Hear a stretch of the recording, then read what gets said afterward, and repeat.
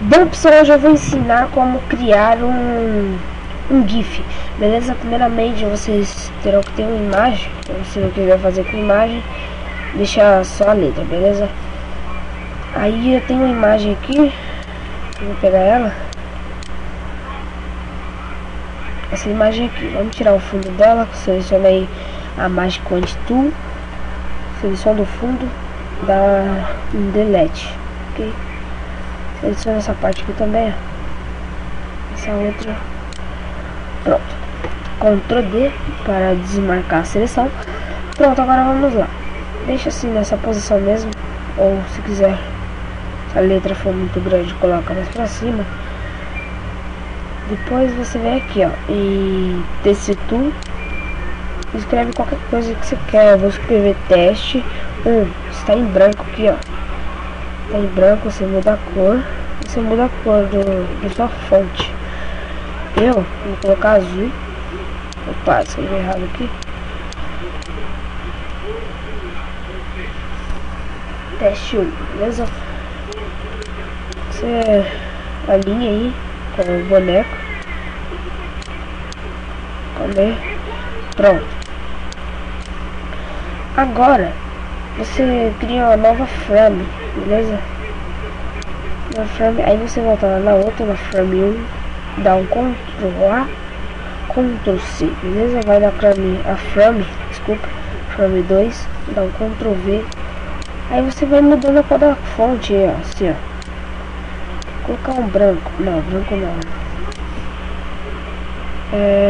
Preto. Agora você cria outra frame, cola de novo.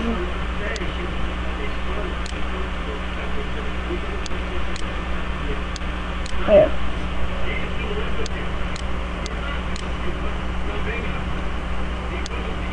Aí você vai mudando a cor assim da fonte. Calma aí. Deixa eu ver a forma que eu parei. A letra que eu parei foi no S.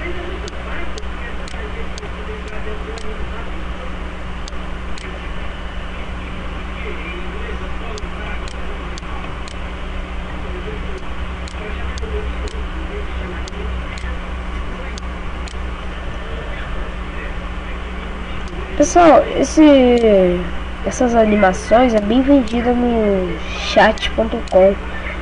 Tem pessoas que dão 100 chats por uma imagem assim, ó. Olha como vai ficar. Calma aí.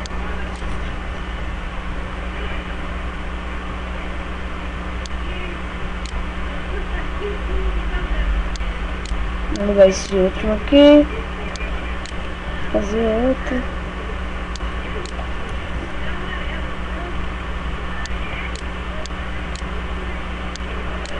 Pronto, agora você dá um play aqui, ó.